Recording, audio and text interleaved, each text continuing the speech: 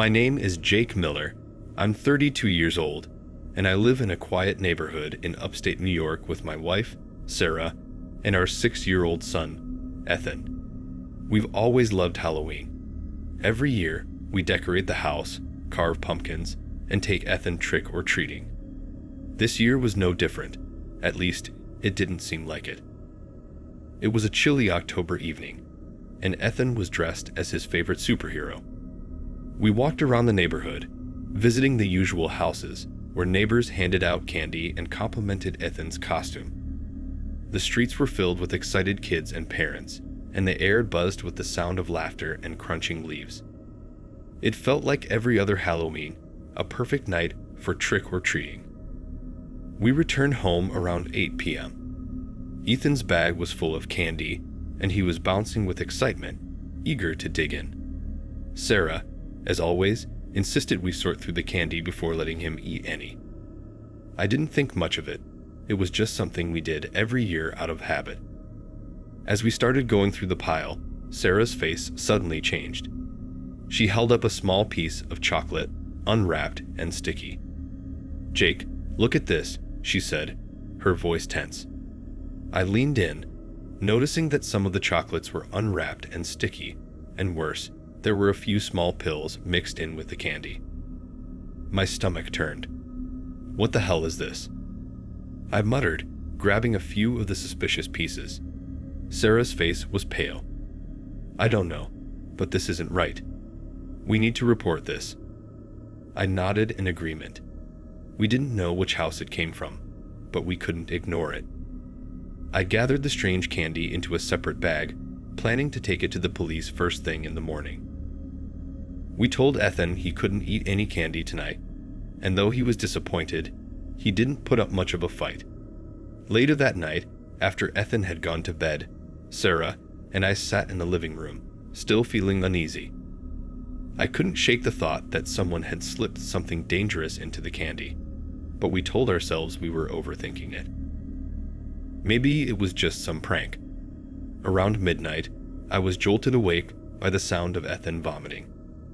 I rushed to his room, finding him doubled over, throwing up on the floor. His small body shook violently, and he looked terrified. Panic surged through me. Sarah ran in behind me, her face full of fear. "We need to get him to the hospital," she screamed, her voice cracking. I didn't think twice.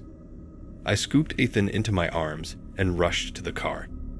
He was pale, sweating, and barely able to keep his eyes open. As I sped down the dark streets, my phone buzzed with a notification. It was a text from an unknown number. "You should have checked the candy sooner." My blood ran cold. I read the message over and over, trying to make sense of it. Someone knew. Someone had done this on purpose. I floored the gas pedal, my hands shaking on the steering wheel. At the hospital, doctors quickly took Ethan in. Sarah and I sat in the waiting room, holding each other, both of us too scared to speak. I showed the text to the police when they arrived, and they started investigating immediately. After what felt like hours, the doctor came out. Ethan had been poisoned, but they were able to stabilize him in time. He would survive. Relief washed over me, but it was quickly replaced by anger. Who would do this? Who would target kids like that? The next morning, the police came to our house. They had traced the poisoned candy back to one of our neighbors, a man named Richard who lived just down the street. I barely knew him, but he had always seemed quiet, kept in himself. The police told us that Richard had been slipping poison into random children's candy for weeks, planning to cause harm on Halloween night. When Richard realized the police were closing in on him, he took his own life before they could arrest him. They found a note in his house admitting everything, but the why, we'll never know. Ethan recovered fully, but Halloween will never feel the same again. Now, when I think about that night, I'm filled with a deep sense of dread. We were lucky, but I can't stop thinking about how close we came to losing him. And the thought that a neighbor, someone we passed every day, was capable of such evil. It's a horror that will stay with me forever.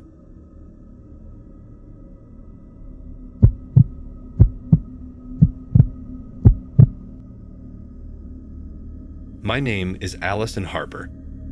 I'm 29 years old, and I've been a teacher for the last 5 years in a small town in Oregon. Every Halloween, I like to host a small party for my friends at my house. Nothing fancy, just some drinks, snacks, and everyone in costumes. It's always been a fun tradition, but this year was different. It started like any other Halloween. I had my house decorated with fake cobwebs, carved pumpkins glowing on the porch, and bowls of candy ready for the trick-or-treaters. My friends arrived one by one, dressed in their costumes, laughing and chatting. We had a good mix of people, about 10 in total, and the night was off to a great start. Around 9 p.m., the doorbell rang again. I was expecting another friend, so I didn't think much of it. When I opened the door, there was someone standing there in a clown mask. It was a full-face mask, big red nose, creepy smile, and dark, hollow eyes. I figured it was one of my friends pulling a prank. I mean, it's Halloween, right? People do this kind of stuff. Nice costume, I said with a laugh, stepping aside to let them in. The clown didn't say much, just nodded and walked in slowly. They stood off to the side, not really interacting with anyone, just watching. I thought it was weird, but I assumed it was part of the joke. Maybe it was someone trying to act spooky. As the night went on, people started leaving. Some had early work shifts the next day, and others just didn't want to stay too late. Soon, it was just me and the clown. I was sure it was one of my friends who had stayed behind to scare me, so I decided to play along. All right, joke's over, I said, laughing a bit nervously. You can take off the mask now. The clown didn't move. They just stood there, staring at me with that frozen grin. I tried again, walking up to them. Come on, it's late. Who are you? Without warning, the clown grabbed my wrist, hard. I gasped, stumbling backward as the grip tightened. I tried to pull away, but they leaned in close and whispered, "Not tonight." My heart was pounding. That voice, it wasn't anyone I recognized. It was low, cold, and menacing. I realized then that this wasn't a joke. I yanked my hand free, my wrist aching from the grip, and ran to the bathroom, slamming the door behind me. My hands shook as I fumbled for my phone and dialed 911. I was breathless, trying to explain to the operator what had just happened. "There's someone in my house," I whispered, barely able to keep my voice steady. "They won't leave. Please send someone quickly."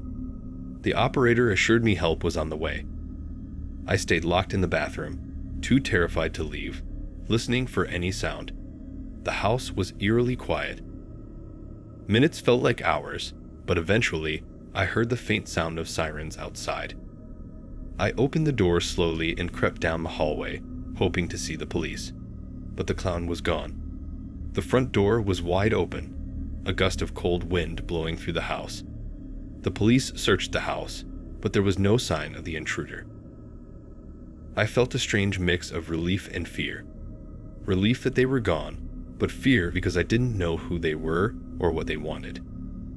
As one of the officers was checking the living room, he found something on the coffee table, a small folded piece of paper. He handed it to me, and I unfolded it with shaking hands. Inside, written in messy black ink, were the words, "Your next Halloween's treat." My blood ran cold. I stared at the note, unable to process what I was seeing. The police told me they keep an eye on my neighborhood, that it was probably a local criminal taking advantage of Halloween to break into homes. They tried to reassure me, but it didn't help. I couldn't shake the feeling that whoever it was, they weren't done with me. I haven't slept well since that night. Every time I hear a noise outside, I jump. I keep the doors and windows locked, but it doesn't matter. The fear is still there.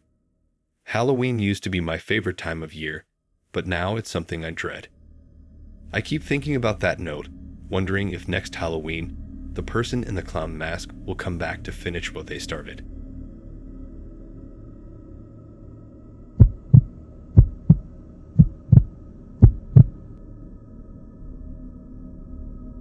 My name is Michael Thompson. I'm 30 years old, and I live in a small town in Ohio. Every Halloween, my friends and I like to do something special. This year, we decided to check out a local haunted house attraction. It had a reputation for being one of the scariest in the area. Lots of actors dressed as monsters and killers jumping out to scare you, fake blood everywhere, the works. We thought it would be a fun way to spend Halloween night. There were 5 of us. Me, my best friend Mark, his girlfriend Sarah, and 2 others, Rachel and Tom. We arrived at the haunted house around 9 p.m. The place was packed with people lining up, laughing nervously, clearly excited to get scared. The haunted house was set up in an old warehouse, making it look extra creepy with its flickering lights and creaking floors. Once inside, it was exactly what we expected: dark hallways, sudden loud noises, actors jumping out at us with chainsaws and knives. We laughed and screamed like everyone else, enjoying the adrenaline rush. But halfway through, things started to feel off. We entered a room that looked like a butcher shop, blood splattered all over the walls, meat hooks hanging from the ceiling. In the center stood a man dressed as a butcher, holding a massive cleaver. He was huge, towering over us, his face hidden behind a grotesque mask. He stared at us silently for a few seconds, then suddenly lunged toward us, swinging the cleaver through the air. We all screamed and backed up, but Sarah was closest to him. Without warning, the man grabbed her by the arm and yanked her into a dark corner of the room. At first we laughed, thinking it was part of the attraction, just another scare to freak us out. Sarah screamed, but we thought she was playing along, acting scared for fun. But then her screams changed. They became louder, more desperate, and they didn't stop. "Help! Get off me!" she shrieked, her voice raw with panic. That's when it hit us. This wasn't part of the show. I rushed toward the corner where they had disappeared, but another actor in a bloody apron blocked my path, laughing. "Relax, it's all part of the fun," he said, waving me off. "No, she's really scared," Mark shouted, trying to push past him. The actor just shook his head, still grinning. "Don't worry, she'll be fine. It's part of the experience." But it didn't feel right. Sarah's voice was still echoing through the room, her cries growing more and more frantic. "We need to find her now," I yelled, pushing past the actor. The rest of the group followed me, but we were quickly stopped by 2 more staff members, who insisted it was just part of the attraction. "No, seriously, it's part of the show. You'll see her at the end," one of them said, almost annoyed that we weren't playing along. We argued with them, but they wouldn't let us go any further. When we finally made it to the end of the haunted house, Sarah was nowhere to be found. We searched everywhere, thinking maybe she had gotten lost in the maze-like layout, but she was gone. We ran back to the entrance and demanded to speak to the manager. He looked confused when we told him what happened. He said no one was supposed to be separated like that. It wasn't part of the attraction. Panic set in, and we called the police. It took hours before they finally got the staff to admit that the man who took Sarah wasn't one of them. They had assumed he was, just like we had. The entire time, he had been lurking in the haunted house, blending in with the other actors, waiting for the perfect moment to grab someone. 3 days later, they found Sarah's body in an abandoned building a few miles away. The man, dressed in the same butcher costume, had been using the haunted house to hunt his victims for years. He would show up on Halloween night, pretending to be part of the crew, knowing no one would suspect a thing. The haunted house was shut down after that. None of us have been able to shake the memory of that night. It's hard to believe that something like this could happen in a place meant for fun.